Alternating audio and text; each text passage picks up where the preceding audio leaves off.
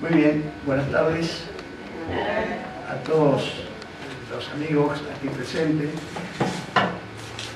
Yo quiero comenzar esta charla primeramente agradeciendo a los compañeros, amigos que me han invitado a que viniera a exponer algo que es parte de mi vida, la lucha con respecto al derecho del jubilado. Mi lucha comenzó cuando yo era joven, cuando mi padre padecía la grave situación que vivieron siempre los jubilados. Yo lo vi llorar a mi padre, porque yo tenía que ayudarlo. Un día me lo encuentro llorando y le digo, ¿qué pasa, viejo? Y me dice, no, nada. Digo, ¿qué? Mi madre se había caído, se había roto la cadera, estaba mal. Le digo, ¿qué vas a hacer, padre? Y dice, ya está, son cosas del destino. Dice, no, no es eso. Y digo, entonces, ¿por qué estás así? Me dice, ¿a vos te parece que trabajé 40 años para defender de un hijo? Esa es la dignidad que tiene la persona mayor. Y esa es digamos, lo que él sentía como vergüenza de que un hijo le ayudara. Porque él había trabajado y merecía el respeto del Estado, que había hecho un contrato con él, exigiéndole deberes siendo joven, para llegar a mayor y no cumplirlo. Entonces, le dije, bueno, ¿qué querés hacer? ¿Y qué quiero hacer y qué puedo hacer? Le digo, bueno, yo era delegado gremial en Segura, Servicio Eléctrico Gran Buenos Aires, delegado gremial en la usina. Digo, ¿vos querés pelear? Sí, quédate tranquilo. Yo agarré a los jubilados de mi gremio, que hoy, gracias a quien le habla, tienen sueldazos, porque le firmaron un acta por la gran cantidad de juicios que yo en su momento le hice. Allá por el año 91 le hice una carpa, famosa, la carpa de la olla popular Plaza Lavalle. Estuvimos casi 2 meses, empezamos en el mes de abril y terminamos en junio, cuando la policía nos levantó por la noche. Me detuvieron varias veces. Esas cosas no son medallas que yo me cuelgo, porque cuando uno hace estas cosas sabe que tiene que enfrentar poderes muy grandes. Pero el único aumento que conseguimos, lo conseguimos en esa época, cuando estaba la convertibilidad y nadie recibía aumento. Al jubilado le dieron 30 pesos de aumento, que eran $30. Ganaba 100 y le dieron 130.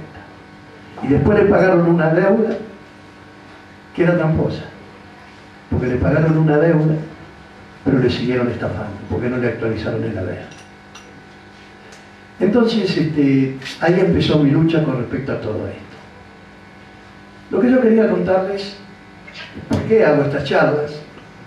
Porque la previsión social tiene un espíritu que fue creado para que la persona mayor, viviera digna hasta su muerte.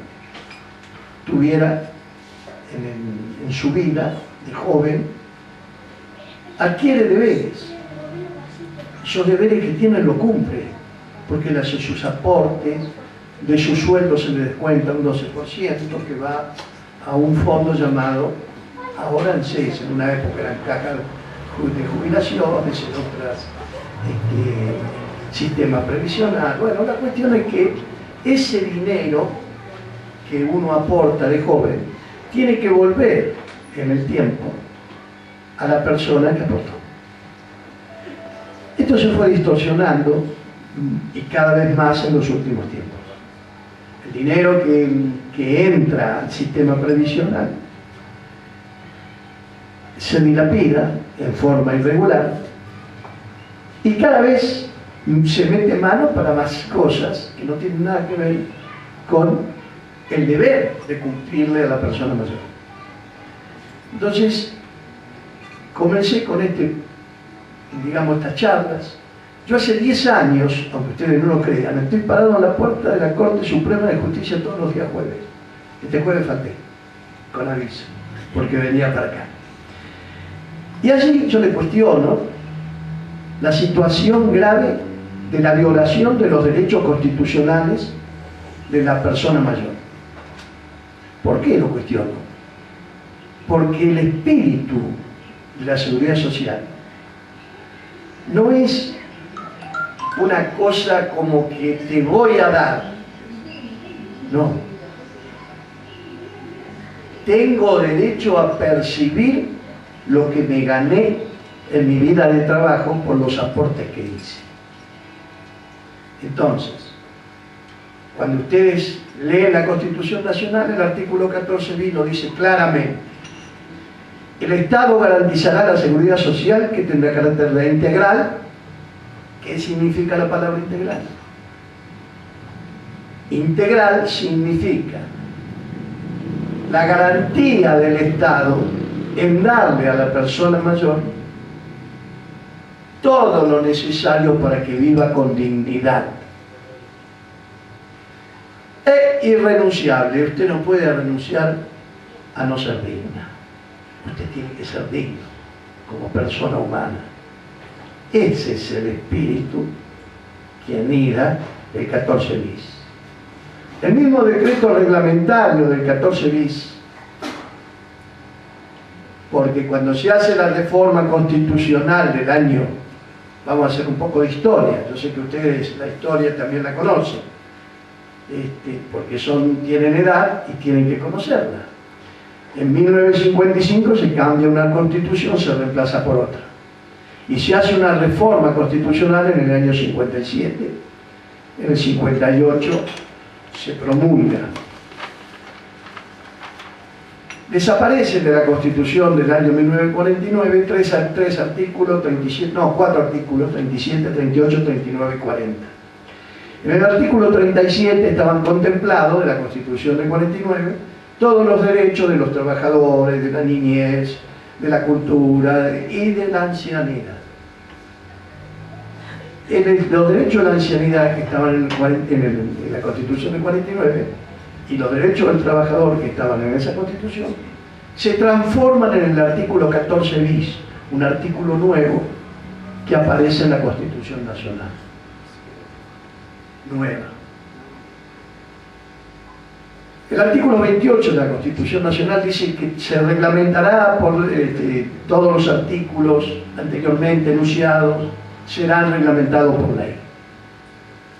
La ley que lo reglamenta es la Ley 14.499, que el 17 de octubre de 1958 se publica en el Boletín Oficial y se promulga en el Congreso de la Nación con ya el presidente Arturo Frondizi. Se aprueba. El 17 de octubre de 1958 en el Boletín Oficial es publicada la Ley 14.499, que es la ley reglamentaria del artículo 14 bis.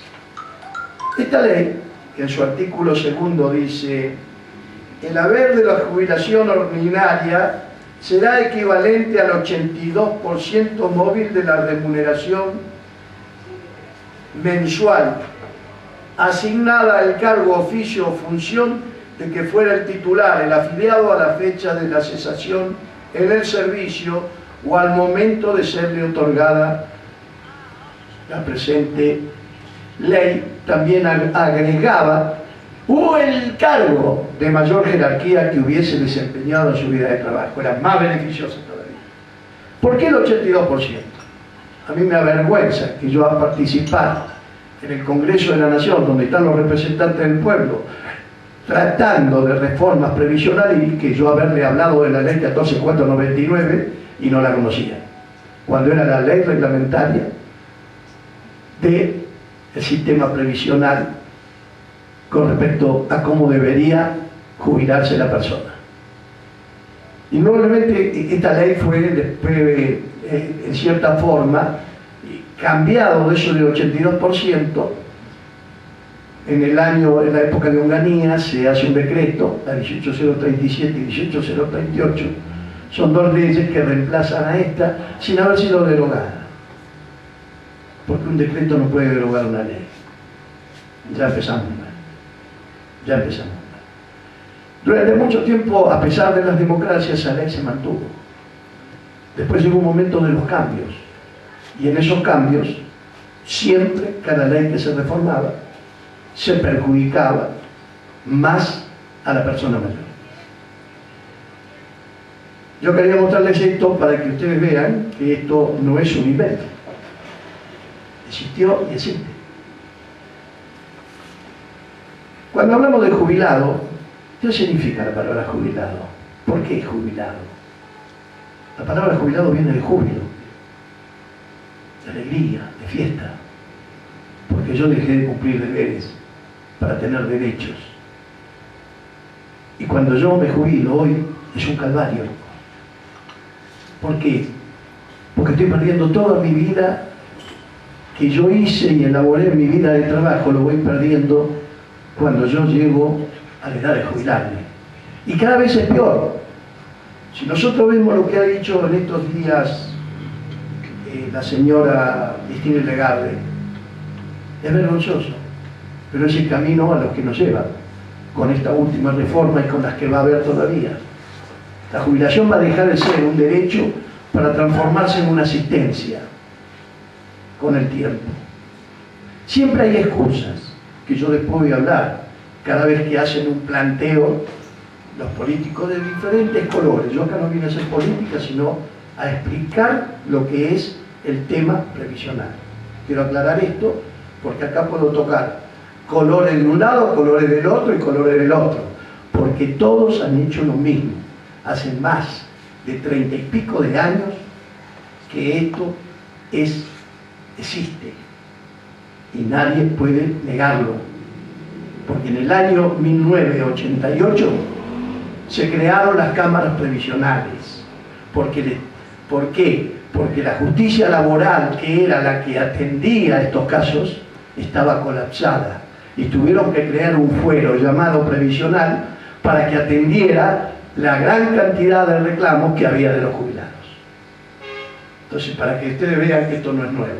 Pero acá lo más grave es que no se está violando una ley.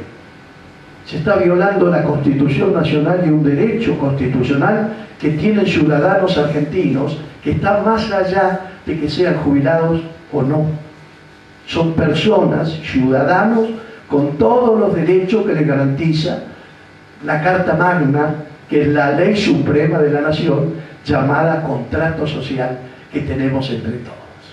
Y en 30 años la Corte Suprema de Justicia no ha tenido el tupé de darle solución, porque yo recién decía que voy grito en la Corte. Sí, grito, ¿saben por qué? Porque un juez de la Nación, del Supremo Tribunal de la Nación, gana 350.000 pesos por mes.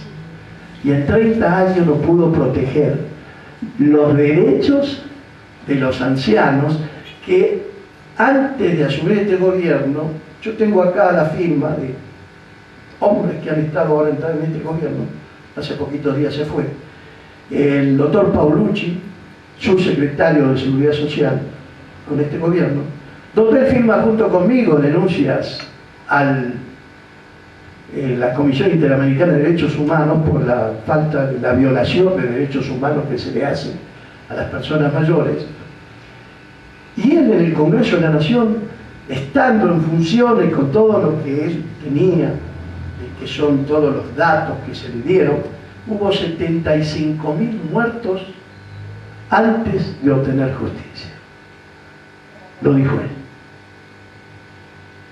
Quiere decir que esto es un genocidio planificado en perjuicio de la gente mayor.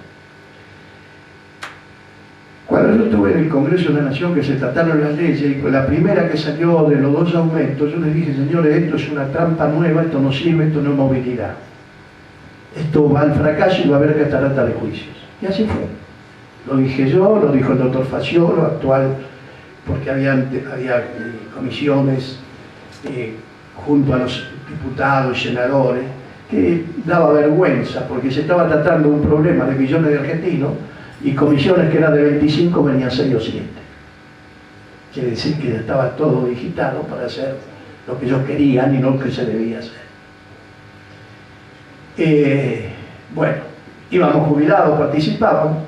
Lo dijo el doctor Luis Herrero, que después sufrió, hasta ahora sufre persecuciones, por sus fallos, que son fallos magistrales con respecto al derecho y a lo que sería lo jurídico. Sigo contándoles cómo fue. A pesar de que se hizo esa ley, nosotros seguimos insistiendo, porque en su momento sacaron un fallo escandaloso llamado Chocobar. Chocobar, ustedes lo deben conocer, fue famoso. Con eso acostaron a todos los jubilados de aquel entonces, entre ellos a mi padre, que después falleció al poco tiempo. Allá por el año, cuando se armó, 2001, 2002, ya empezamos, que le sacaron un 15% a los jubilados, que ganaban más de 500 pesos. Ahí volvimos a empezar a trabajar. Ya era una vergüenza lo que estaba pasando. Empezamos a trabajar, hay cambio de gobierno, viene un nuevo gobierno, y sale un nuevo fallo con el cambio de la vieja corte, llamado Sánchez. Ese fallo favorece a los jubilados y le da una movilidad del 91 al 95. Y después de eso, nosotros seguimos porque Sánchez, si bien cubría una parte, no cubría el resto, porque estamos hablando del 2006, 2007.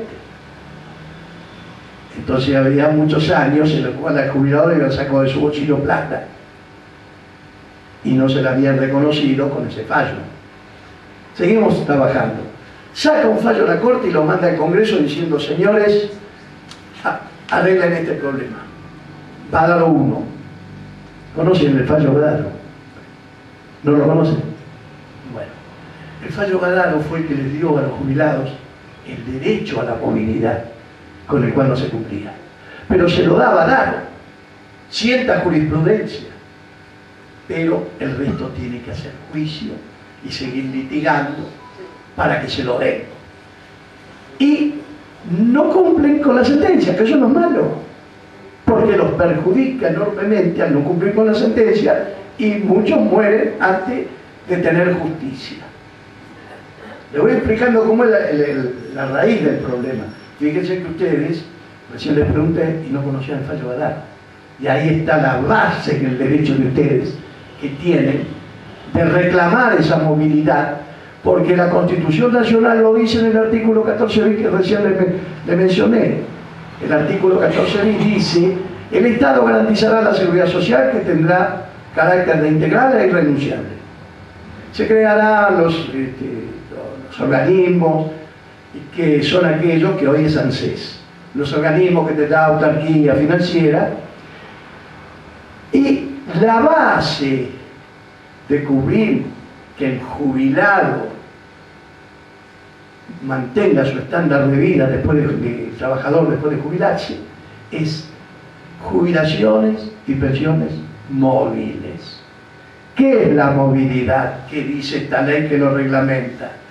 La movilidad es aquella que cada vez que hay aumento para el trabajador activo, automáticamente debe acompañar ese aumento, el aumento del jubilado, para no perder la desproporcionalidad que se origina al no dar cumplimiento a eso. Yo le explicaba hoy que a los compañeros que veníamos, que me traían, a los amigos que son de acá, cordobeses, por supuesto que acá en Córdoba, aquellos que son jubilados provinciales cobran bien el 82, pero los jubilados nacionales no lo cobran. Y yo le explicaba que el problema que hay es que, por ejemplo, aquellos que se jubilaron hace mucho tiempo se encuentran con que hoy, al no habérsele aplicado la movilidad, sus saberes están en la mínima cuando ejercieron cargos jerárquicos con ingresos voluminosos y que aportaron muy bien, y que el sistema, en lugar de mantenerle el reconocimiento de lo que ellos aportaron, lo fueron postergando. Y hoy están en la mínima. Mujeres, esposas, viudas de gerente de banco, yo los he visto cobrar la mínima. Y un gerente de banco hoy puede estar ganando 50, 60 mil pesos. Yo no digo que gane 60 mil pesos, pero si él aportó por sumas altas, hoy debería percibir en la misma situación por una cuestión de justicia, nada más, porque él aportó más y le corresponde cobrar más. Si no, no hay lo que se llama justicia. Justicia, decía San Agustín, es dar a cada cual lo suyo, y al que le corresponde se debe dársele. Sin embargo, el desfasaje se produce en una forma muy escandalosa. ¿Por qué? Porque se tomó el ANSES por asalto, y aquí paso a analizarle lo que dice la Constitución y lo que hacen ellos.